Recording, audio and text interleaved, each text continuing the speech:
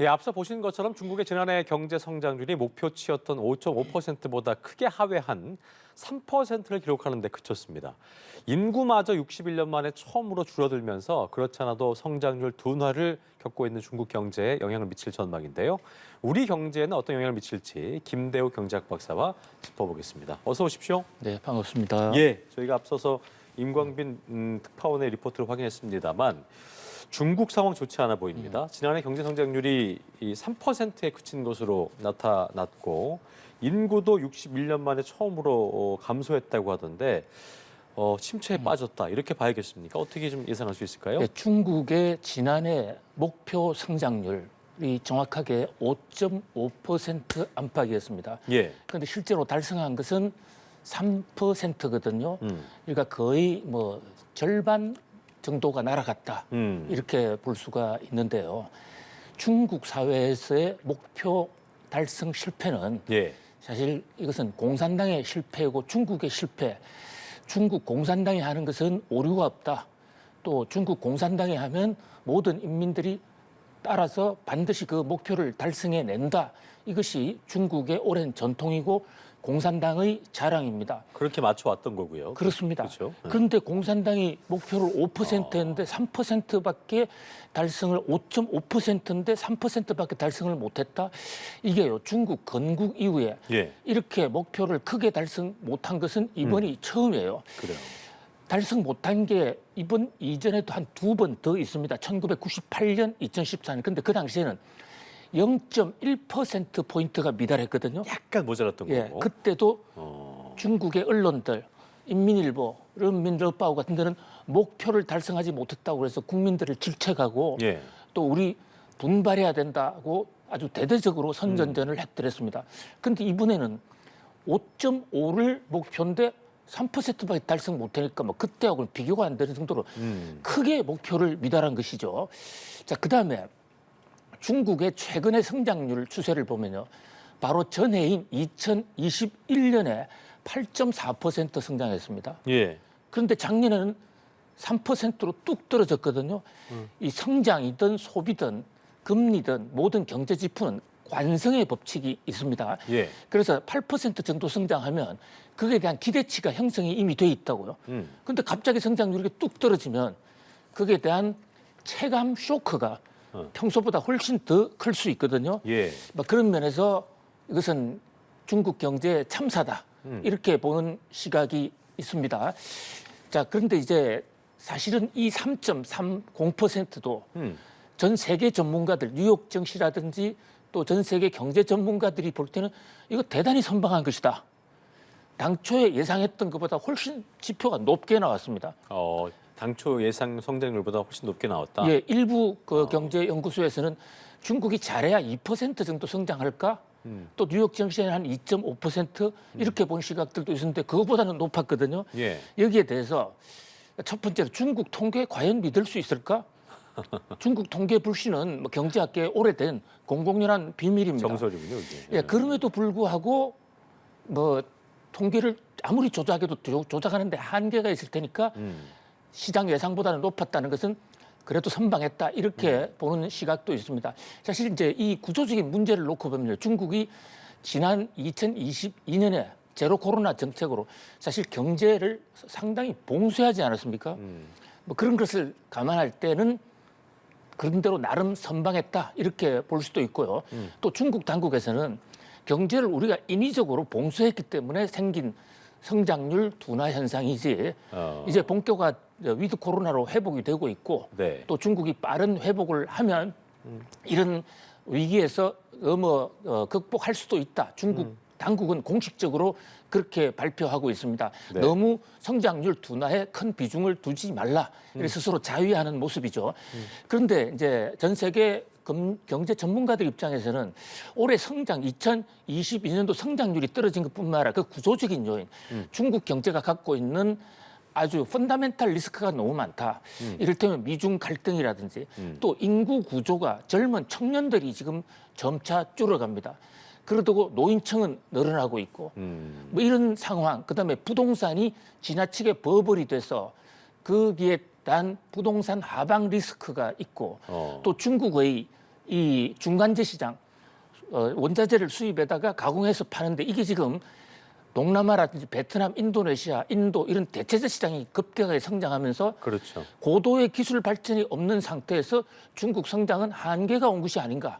지금 이런 위기 등 그런 경고의 신호등을 날리는 경제 전문가들도 적지 않습니다. 그럼에도 불구하고 어쨌든 중국이 말씀하신 것처럼 리오프닝이라고 해서 이제 제로 코로나 정책을 포기했기 때문에 올해는 그래도 한 4% 넘어서 작년보다 훨씬 더 올라갈 거다라는 예상도 있는 것 같더라고요. 박사님은 뭐 전문가 견해로서 어떻게 좀 보시는지 들어보겠습니다. 중국이 경제 성장률 목표를 내년 3월 달에 발표합니다. 예. 양후이라고요. 전인대, 전국인민대표대 우리나라의 국회격이죠. 거기다가 정협 이 두 개를 함께 회의를 하는데 이것이 예. 국가 그해 청사진을 마련해서 발표하거든요. 이 양후이에서 발표하는데 현재까지 뭐 나타난 중국의 여론들, 중국 전문가들과의 얘기를 들어보면 올해도 5%에서 5.5% 정도의 목표를 제공을 일단 목표를 제시할 내놓을 것 것이다. 같다. 예. 예. 그리고 실제로 2020년에 좀 성장률이 둔화했기 때문에 2023년에 5% 성장을 한다 하더라도 종래에 비해서는 좀 둔화되는 것이기는 해요. 예. 그리고 이제 코로나가 억눌렸던 소비, 이를테면 보복 소비라고 그렇죠. 그러지 않습니까? 코로나 때 소비를 못했으니까. 경기와는 상관없이. 예, 그렇죠. 예. 그 소비가 급격히 살아날 수 있기 때문에 중국의 소비에 의한 GDP 성장률 효과가 좀 있을 것이다. 그런데 문제는 지금 세계 경제가 올해 또 침체로 갈 수도 있다. 그렇죠. 성장률 둔화가 우려되는 그런 상황이거든요. 그렇게 되면 중국이 만들어서 가공 수출하고 있는 제품들을 과연 전 세계가 얼마나 살 수 있겠느냐. 이런 면에서 중국이 5%대의 목표는 제시하겠지만 그에 대해서 살짝 못 미치는 성장률로 만족해야 하지 않을까. 저는 개인적으로 이렇게 봅니다. 어쨌든 지금 박사님 말씀해 주신 것처럼 올해는 또 지켜봐야 알겠습니다만 보복 소비 같은 걸로 일시적으로 올라갈 수도 있기 때문에 어떤 그 성장의 질 같은 건 또 올해가 지나고 나서 지켜봐야 되기 때문에 너무 썩 좋다 이렇게 좀 보는 건 좀 낙관하기 쉽지 않은 상황인 것 같고 그런 상황에서 저희가 앞서 이제 말씀드렸던 것처럼 인구 감소가 또 처음으로 61년 만에 이루어졌다고 하던데 이게 또 우리나라 경제와도 중국이 좀 밀접해 있기 때문에 이게 어떤 영향으로 다가올지도 짚어봐야 될 것 같아요. 그렇습니다. 인류 역사를 상고해 보면요. 경제력을 좌우하는 1차적인 강점, 그 요인은 인구입니다. 예. 로마 시대 때나 우리 삼국 시대 이럴 때도 보면 인구가 많으면 결국은 전쟁할 수 있는 군인의 숫자가 많아지고 그렇죠. 소비여력이 커지고 예. 그렇기 때문에 인구는 곧 국력이다. 이렇게 얘기하고 있습니다. 중국이 오늘날 이렇게 커진 것도 중국의 시장이 워낙 크기 때문에 전 세계가 무시할 수 없었던 것이거든요. 예. 중국 인구는 1961년 이후에 계속해서 늘어났습니다. 단 한 번도 줄어든 적이 없어요. 예. 그런데 작년에 인구가 드디어 줄었습니다. 1961년도는요. 이른바 참새 파동 들어보시죠. 참새. 들어왔죠. 예, 예. 예, 마오쩌둥 중국 국부 당시의 주석이 쌀 생산이 잘 안 되니까 농업 현장 지도를 나갔는데 참새가 벼를 갉아먹는 모습을 보고 참새를 박멸하자. 뭐 이런 당시의 대약진 운동인데요. 참새는 다 잡았습니다.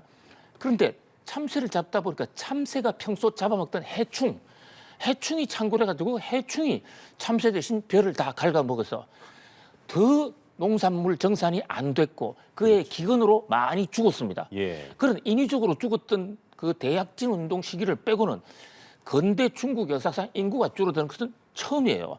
그런데 중국은 아시다시피 한 자녀 갖기 운동, 특히 한 자녀 이상을 처벌했습니다.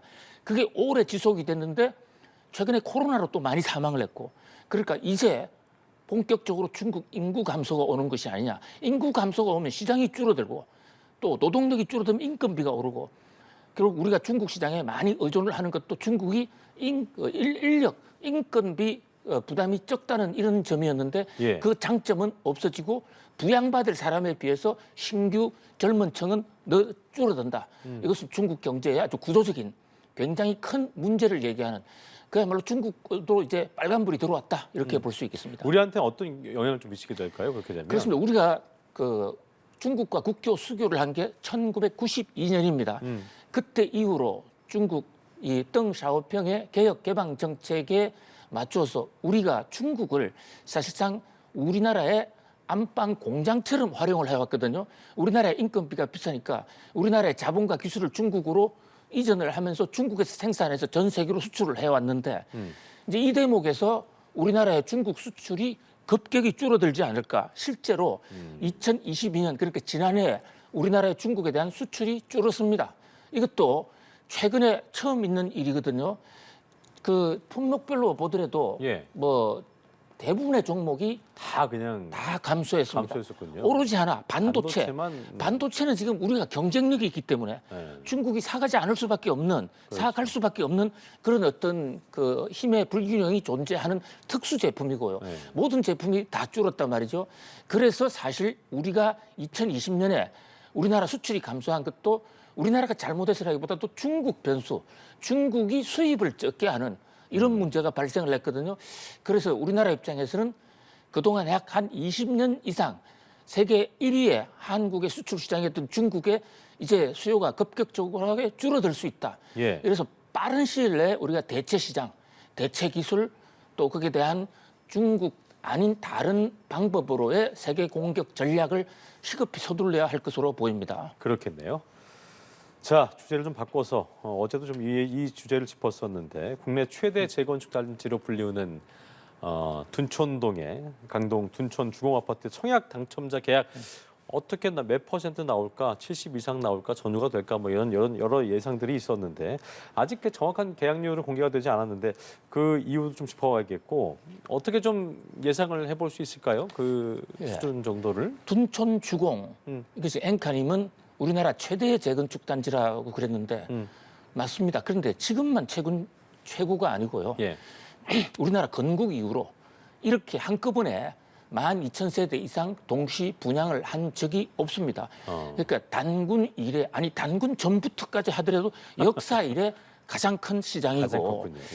우리 재건축은 이 돈이 재건축 돈이 조합원들 돈으로만 하는 것이 아니라 예. 금융자금 시중에서 돈을 받아서 하는데 공교롭게도 1월 19일이 그 PF 대출이라는 프로젝트 파이낸싱 둔촌 주공 아파트를 짓기 위해서 정권사들이 PF 대출을 해준 그 돈 만기 상환일이 1월 19일입니다. 내일인 것이죠. 그 돈을 갚아야 되는 지금 채권시장 사정이 안 좋지 않습니까? 그렇죠. 다른 식으로 조달하기가 어려우니까 계약한 사람들 돈으로 하자. 이런 전략하에 계약 날짜를 1월 17일로 맞춘 겁니다. 계약 마감일을. 자, 그런데 현대건설을 비롯한 현재 지금 시공사 계약률, 응찰률을 공개하지 않고 있습니다. 이거 오히려 시장의 의혹을 증폭시키는 악수가 될 것으로 보이는데요. 아마도 뭐 계약률이 낮으니까 발표하지 않는 거겠죠. 그런데 현재 추산으로는 아까 60%에서 70% 계약하지 않았겠느냐. 이건 어디까지나 일부 언론의 추론에 불과한 겁니다. 추론이고. 현대건설은 발표하고 있지 않아요. 자, 그런데 아까 말씀드린 1월 19일 날 그 돈, 지금 중간 만기 상환 돌아오는 PF 대출의 ABCP라는 자산담보부 CP 돈을 갚기 위해서 필요한 돈이 9,430억 원입니다. 그러면 이번에 그 총 신규 일반 분양한 건수 중에서 적어도 77%는 정당 계약, 정당이라는 게 정규 당첨자 계약이에요. 네네. 이게 77%는 돼야 위기를 넘어갈 수가 있습니다. 그런데 이것을 발표하지 못한 것으로 봤을 때 그 정도가 77%가 안 되는 것다는 그런 합리적인 의심이 나오고 있는 거예요. 물론 정당 계약 말고도 예당 계약률이라는 게 있습니다. 예비 당첨자. 그렇죠. 이번에 미달된 것은 예비 당첨자. 또 예비 당첨도 안 되면 또 무조건 일반 또 한 번 무순위 분양도 한 번 더 합니다. 그런데 통상적으로 보면 정규 당첨 정당에서 잘 안 되면 그 일반 일당 이것도 잘 안 되는 경향이 있기 때문에 현재로서는 절반의 성공이 아닌가. 당초에는 만약에 정부가 1.3 대책을 발표하지 않았더라면 1.3 대책이라는 게 바로 그 중도금 대출을 허용한다든지 전매 제한 기간을 축소한다든지 실거주 의무를 폐지해준 아주 획기적인 규제 완화를 했거든요. 그걸 하지 않았다면 이번 결과로 봤을 때 정당 계약률이 40%못 미칠 것이다. 어. 그러면서 정부의 적극적인 규제 해제가 나름대로 성공을 해서 약 60에서 70%의 계약률을 올린 것으로 보이는데, 그러나 당초에 이 빚을 갚기에는 여전히 좀 부족하다, 이렇게 그거 평가할 수 있습니다. 여쭤보려고 했었는데, 그러니까 규제 완화가 됐으면 마치 뭐 포레온을 위한 규제 완화라는 얘기 나올 정도로 맞습니다. 굉장히 큰 수혜를 받은 곳이다라고 해서 계약률이 높아질 거다 예상했었는데, 지금 말씀하신 거 들어보면은 원래는 이거 안 됐으면 30-40%인데 그렇습니다. 그 두 그나마 그것 때문에 올라온 거다 이 맞습니다. 말씀이신 예. 거죠? 그러니까 1월 3일 대책 당시에 정부의 규제 완화를 라이언 일병 구하기가 아니라 라이언 둔주 구하기, 둔촌 주공 구하기, 시중에서는 그렇게 부르고 있어요. 그랬잖아요. 그런데 예. 둔촌 주공뿐만 아니라 다른 재건축에도 다 적용이 되는 건데, 그만큼 정부가 상황이 다급했는데 정부의 정책은 일단 성공한 것으로 보입니다. 그러지 않았다면 30%만 만약에 계약을 했다. 그랬으면 큰일 날 뻔했네요, 이러면 진짜로. 건설회사의 부도가 문제가 아니라 금융시장 전체에 거의 케이오스 같은 패닉 상태가 올 수 있는. 혼동이 올 수도 있었는데, 예. 그나마 70% 올라갔다면 일단 대란은 막았다, 선방했다, 이렇게 볼 수 있습니다. 알겠습니다. 아직 공개는 하지 않고 있는데 어떻게 나올지는 저희가 좀 지켜봐야겠고요. 여기까지 경제 읽기 김대호 경제학 박사 오늘 함께했습니다. 고맙습니다. 감사합니다.